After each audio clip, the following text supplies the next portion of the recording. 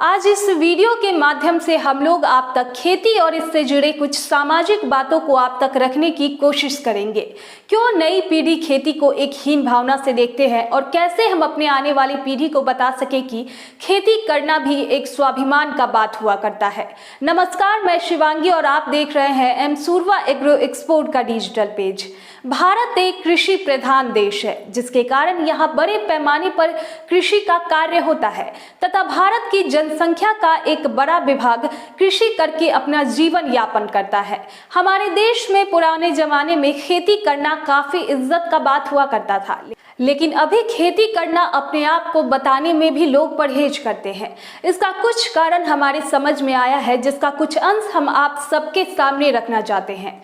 पुराने जमाने में खेती से जुड़े जितने भी कार्य हुआ करते थे, बुआई कटाई से लेकर मवेशी को घास खिलाने तक, ये सारे कार्यों में बच्चों को भी साथ रखा जाता था, क्योंकि इन सारे कार्यों को शिक्षा का ही एक अंग माना जाता था। लेकिन इधर कुछ वर्षों से खेती के कार्य को बिल्कुल अपने बच्चों से अलग कर सिर्फ किताब की ज्ञान पाने पर छोड़ दिया जाता है। इसके पीछे भी कुछ कारण है। हमारे किसान को लगने लगा है कि अच्छी जिंदगी केवल पढ़ लिख कर नौकरी करने वाले ही बिता पाते हैं। उनको लगता है कि शायद हम कम पढ़े लिखे हैं, इसी कारणवश इतना कठोर परिश्रम करना पड़ता है। इसीलिए वो अपने बच्चों को पढ़ाने के वास्ते जमीन जायदाद कुछ भी बेचने को तैयार रहते हैं। लेकिन वे तो आसमान से तब गिरते हैं जब खेती से भी कम इनकम उनके बच्चों को नौकरी करनी पड़ती है और खेती का ज्ञान न होने के कारण खेती भी नहीं हो पाती है। ये सभी बात आपसे इसलिए आज चर्चा कर रहे हैं क्योंकि आप अनुभव कर सके कि क्या ये सारी सामाजिक त्रुटियां आपके आसपास है या नहीं।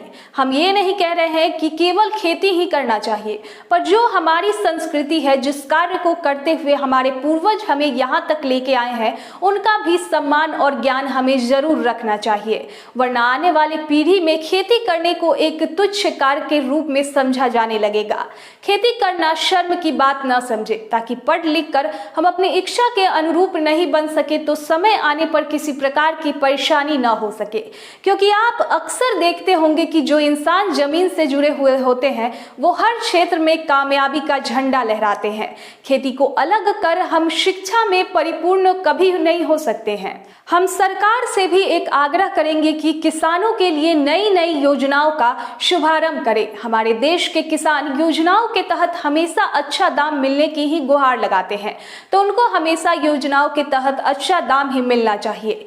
खेती करने में नई नई तकनीक आनी शुरू हो चुकी है, जिसका फायदा बड़ी बड़ी कंपनियां ही ले पा रही है और अच्छा उत्पादन के साथ साथ अच्छा मुनाफा भी कमा रही है। पर हमारे बहुत सारे किसानों को कम जानकारी और कुछ अफवाहों के कारण सारी सुविधाओं का फायदा नहीं मिल पाता है। इसीलिए अगर हम नई पीढ़ी से ये पहल करें कि पढ़ाई के साथ साथ खेती से जुड़े भी जानकारी रखें, तो ये हमारे किसान देश और आने वाले भविष्य को काफी उज्जवल रास्ते पर लेके जाएगा।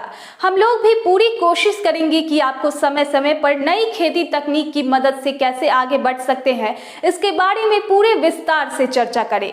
इस मत में आपके क्या सब विचार है, कैसे हम इस पहल को आगे बढ़ा सकते हैं, हमें जरूर बताएं। वैसे तो बहुत सारे किसान हमारे साथ जुड़े हुए जो अक्सर किसान के हालात पर बात करते रहते हैं, जो देख हमें काफी अच्छा लगता है। हम कोशिश करेंगे आपके विचारों को पूरे देश के सामने रखें। तब तक के लिए जुड़े रहें हमारे साथ।